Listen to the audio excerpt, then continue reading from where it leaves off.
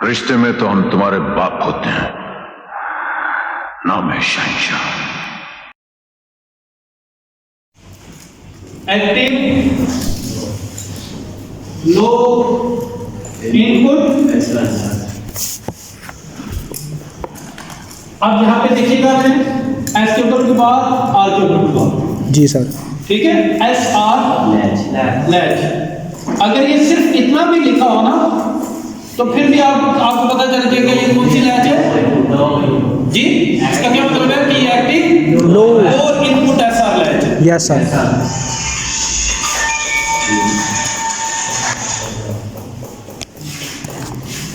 ठीक है जी। और अगर यहाँ पे भी आप नोट कर लें कि अगर सिर्फ ये इतना लिखा हो तो इसका क्या मतलब है, ये active high input yes sir latch. Clear?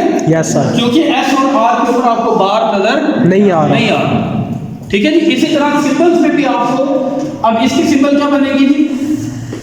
Same ही होगी बस आउटपुट ऐसे ही होगी, एक क्यू है एक क्यू बार, और एस के ऊपर भी बबल होगा और आर के ऊपर भी बबल होगा। आर के ऊपर भी बबल।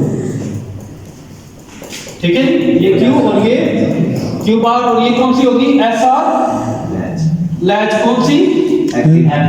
लो active. Active low active high active low. जी। इसका सर्किट क्या था? दो नैंड गेट के साथ या नॉर गेट के साथ? नॉर गेट के साथ। नॉर गेट के साथ। एक्टिव लो इनपुट क्या थी? नॉर गेट के साथ।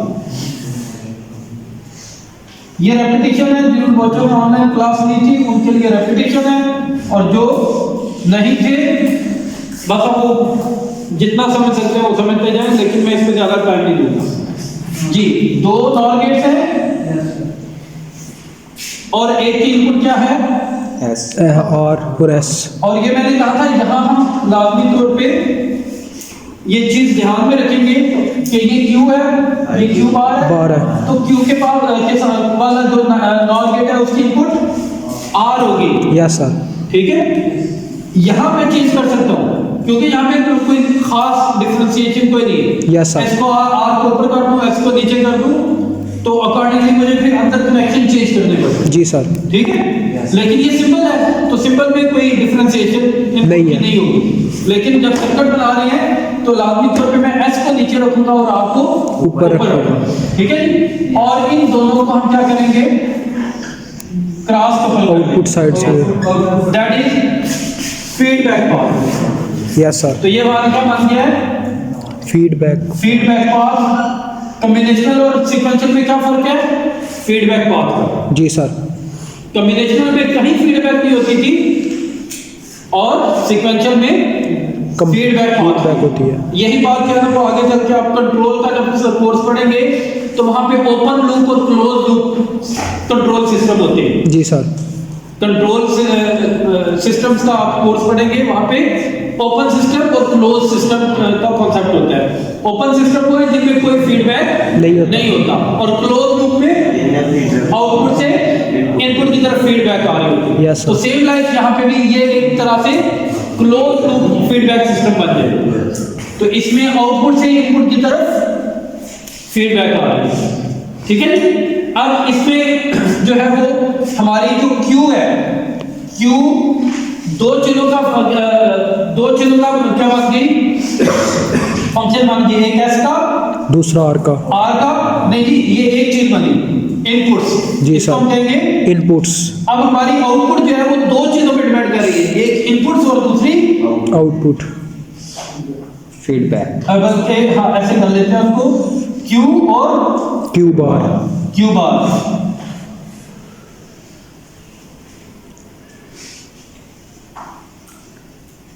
बात वाली होगी। Yes sir. अब आउटपुट क्या है? वो प्रीवियस आउटपुट और इनपुट दोनों के मिलके बने। Yes sir. क्लियर? अब आउटपुट क्या है? वो प्रीवियस आउटपुट और करंट जो इनपुट देंगे आप दोनों से मिलके बने। ये हमने प्रैक्टिकली किया था, लेकिन ये बात शायद इस तरह से नहीं हुई थी क्लास में, ऑनलाइन थी तो बहुत सारी बात कुछ चीजें शायद मिस भी होगी। Yes sir. तो output is a function of, हम इसको कुछ इस तरह से लिखते हैं, ये q of t plus 1 is equal to F time T. Yes sir. अब टाइम का फंक्शन आ गया ना कि अभी मैंने अगर देखना है कि लेट्स से मैं कहता हूं कि पिछले 2 मिनट में कितने स्टूडेंट इस क्लासरूम में एंटर हुए हैं, जी सर। या मैं ऐसे सवाल बदलता हूं थोड़ा सा कि पिछले 2 मिनट में इस क्लासरूम में कितने स्टूडेंट्स का इजाफा हुआ है। जी सर। तो इट मींस पहले 2 मिनट पहले यहाँ पे कुछ स्टूडेंट्स मौजूद थे, जी सर। लेट्स से 15, और अगले 2 मिनट के अंदर जो है वो 5 लोग और आ गए तो 20 हो गए।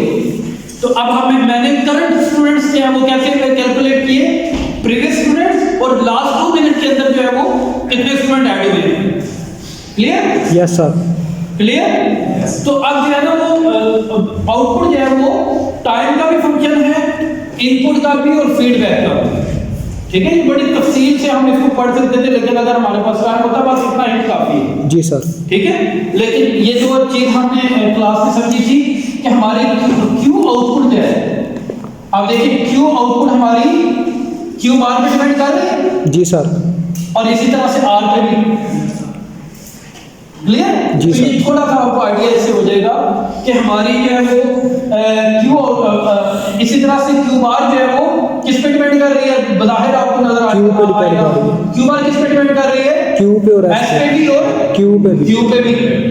तो अब क्यू की ये क्यू की प्रीवियस वैल्यू होगी, ये इनपुट की करंट वैल्यू होगी, और तब हमारे पास आउटपुट की करंट वैल्यू है। जी sir. Previous output, current input, ये दोनों मिलके हमारी करंट आउटपुट को डेवलप करेंगे। या इसको ऐसे इस तरह से कहा जाता है जैसे माजी और हाल मिलके मुस्तकबिल का फैसला करेंगे। जी सर। या फिर हाल और इसमें इनपुट मिलाएंगे तो मुस्तकबिल का फैसला होगा।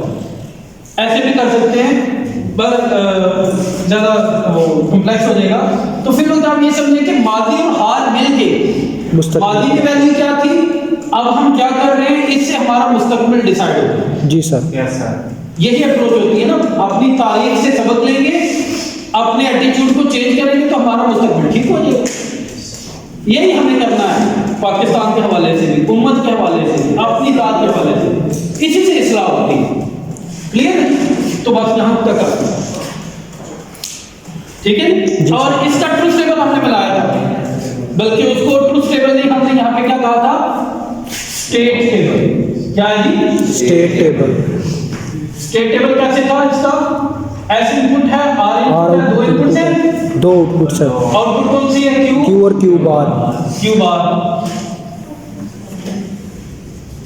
अब इसको जो है ना वो इस तरह से भी लिखा जाता है, क्यू ऑफ टी प्लस 1 और Q bar of T plus 1, ऐसे भी लिखा जाता है। ठीक है। तो जब हम इसके ऑपरेशन की बात करते हैं तो अब हमारे पास एस और आर की वैल्यू 0 0 हो सकती है, 0 1 1 0 1 0 और 1 1। ये 4 ही ऑप्शन बनेंगे ना। Yes sir. ठीक है, ये 4 ही ऑप्शन बनेंगे।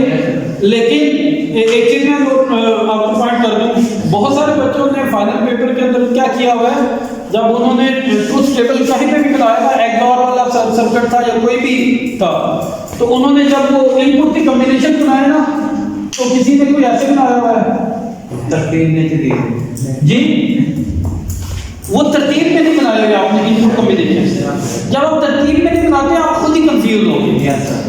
ठीक है, तो ट्रुथ जो अगर 3 वेरिएबल है तो आपने इसको तरतीब में बनाने के लिए क्या करना है, 0 1 0 1 0 1 जैसे पहले बनाते रहे।